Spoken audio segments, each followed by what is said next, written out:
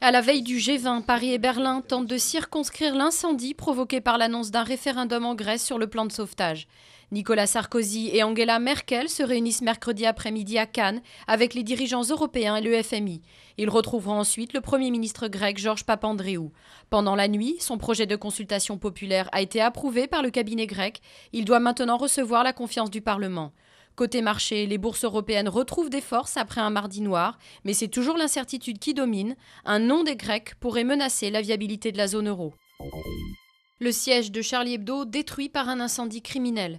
L'attaque au cocktail Molotov est survenue pendant la nuit à Paris, alors que l'hebdomadaire satirique publie mercredi une caricature de Mahomet en une, pour un numéro spécial intitulé Sharia Hebdo, consacré à la victoire des islamistes en Tunisie. Le site internet du journal a, lui, été piraté. À droite comme à gauche, la classe politique se dit révoltée.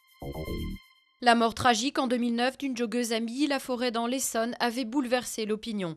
2 ans après, le procès de son meurtrier présumé s'ouvre devant la cour d'assises. Marie-Christine Odo, 42 ans, avait été violée et assassinée pendant son footing.